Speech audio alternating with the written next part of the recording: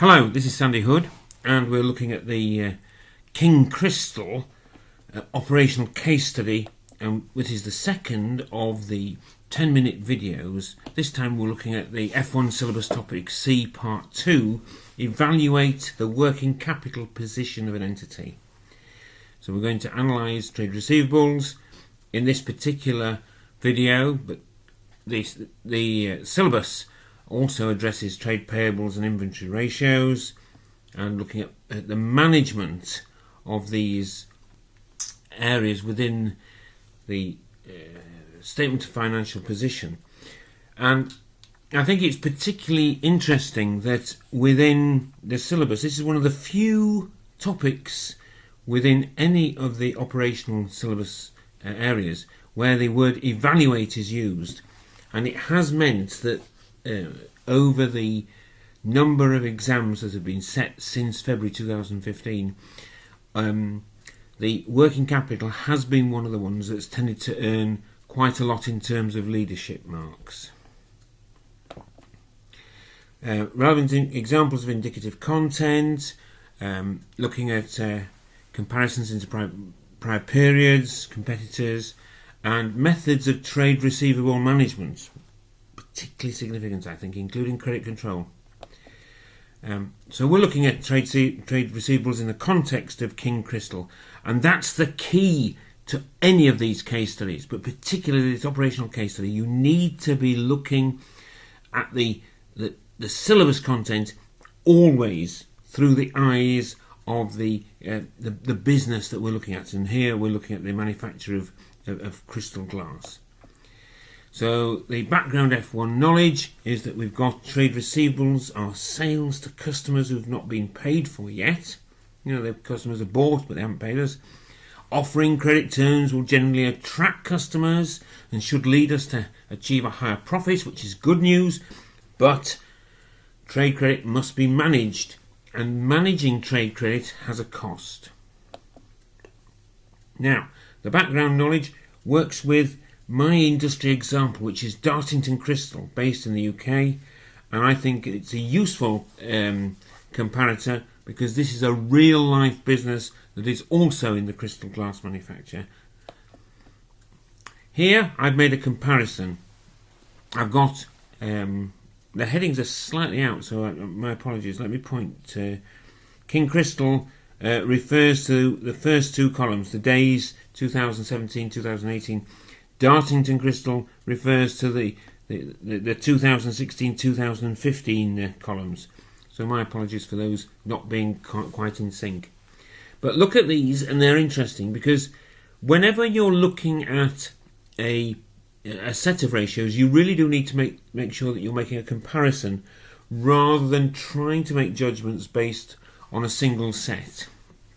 You can compare 2 years, or you can compare two businesses. I'm not pretending that Dartington Crystal is the same type of business as King Crystal, but they're certainly both in the same sort of business. They're both in the crystal glass manufacturing industry.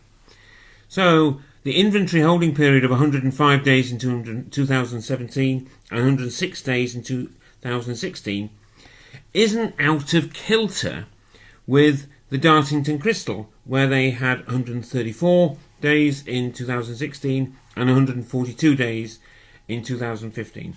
Sure, we wouldn't need to look into a great deal of detail to try and find out why there's a difference, but we certainly know that within this industry it appears to be normal to have quite a long inventory holding period. And we've got information within the pre-scene that tends to justify why certainly King Crystal has to hold their inventory for a long period of time.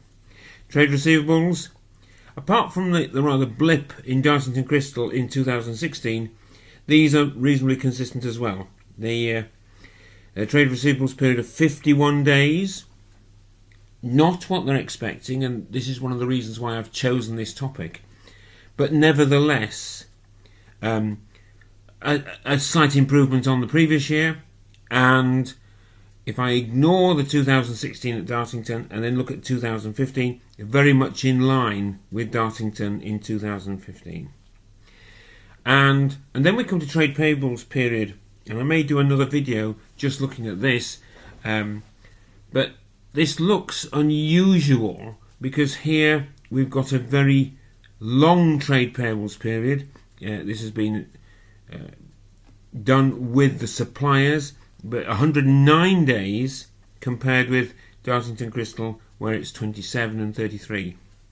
And I think it's those very long trade payables days that really accounts for the fact the working capital cycle at King Crystal is so much shorter than the Dartington Crystal one.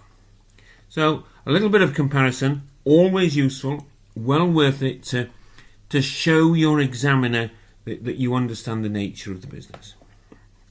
Right, consistent but lower. Lead time requirement, is it? Receivables fairly consistent. Payables consistent but much longer. We've got the inconsistency now with the text, because when we look at the breakdown of the revenue and look at the content of the text, it says 30 days for the department stores. Independent retailers given somewhere between 7 and 30 days. The shop and the website, no credit at all. The international sales are given 60 days credit. And here, when I look at this breakdown taken from the pie chart, I can see the proportion of the sales that is expected to go through the different channels. And we've got the credit period according to the narrative. And then when we add it all up, we find that rather than 30 days on average, we've actually got pretty much 52 days of trade receivables. So a different figure, and certainly in my experience, when the pre-scene opens up a gap between two bits of information within the pre-scene material, that's normally an indication that this is going to be something that the unseen will explore. So the sales mix may be part of it, but we should be looking at 30 days, not 51 days, according to our terms of trade. And this is looking unusual. So let's have a look at a practice question. Here I've got Paul Aldo asking you, Finance Officer, I saw the average time we take to turn sales revenue into cash has decreased from 56 to 51 days.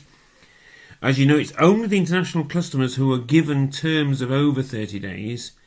What can you suggest we should do to help reduce the time it's taking to collect the cash from our credit customers? Right, you must answer precisely what the question's asked for. So you are being tested on understanding. You don't need to remember precise numbers, and in many respects, Paulo Aldo won't really be too interested in the precise numbers, but he'll be interested in what should we do about our credit period.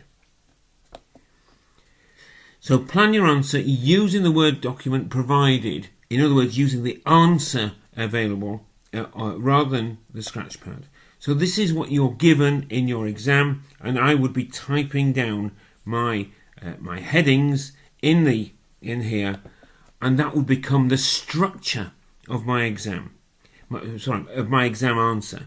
These are the headings that I will then go back to and write my paragraphs underneath. What should we do to reduce the time it's taking to collect the cash from the customers? Can you see? I'm now just double checking. Is my approach, is my plan going to do what the question's asked for? Well, it certainly looks as if it will, because I've come up with 8 things that we can do to try to reduce the time it takes to collect the money from our credit customers. It does. Our receivables period is higher than the period we would expect based on the terms of trade. Given the sales mix, our receivables period should be a maximum of 30 days. Good. I haven't had to remember precisely what the sales mix is. I haven't had to remember too much about the individual routes to market or customers and how much our credit period is according to our terms and conditions. But I have remembered that on average we should be achieving a 30-day period. I can remember some of them, but that's a bonus. Here I've got my headings and I'm working through them.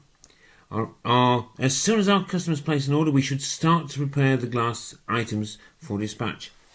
Probably not good enough for any marks because it hasn't really addressed the question. We should prepare the invoice at the same time. Alpha, Gamma and many of the independent stores have 30 days terms.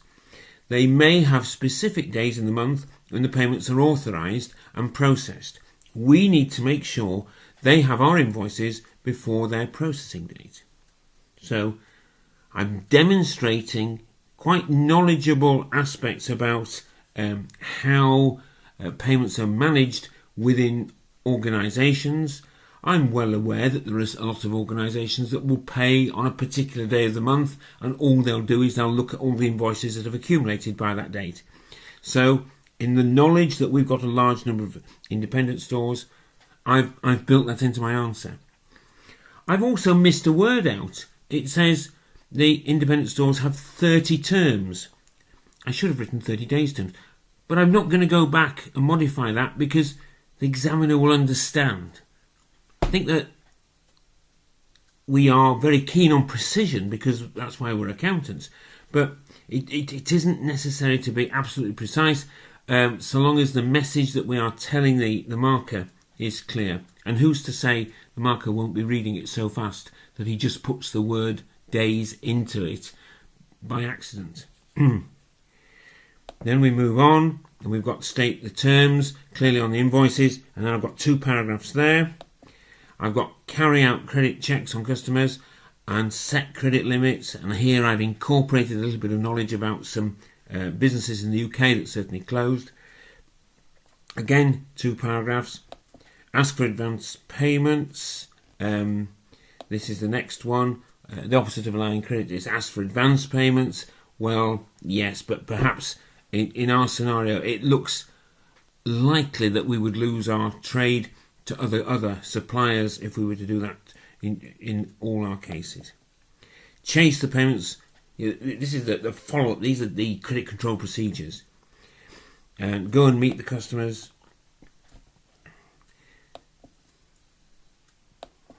Check the debtor days every month. Well, I've called them debtor days. The marker will fully understand that. You can call them the receivable days every month, but this is the monitoring. Use a debt collecting agency for older debts. So what do? We recognise the question. What should we do to help reduce the time it's taking to collect the cash from our credit customers? We follow the process. We identify the question. We plan the answer. We double check to make sure that the plan was actually addressing the question that we'd been asked. And then we wrote as quickly as we could a series of short paragraphs to try and match the plan. In terms of your exam preparation, trade receivables is part of working capital. The pre-scene has given plenty of opportunities for an exam question. It looks particularly attractive, and it would be one worth revising the whole of the credit rating of prospective customers before the exam. I hope I'll see you for our next introductory recording, and I hope that you found this useful.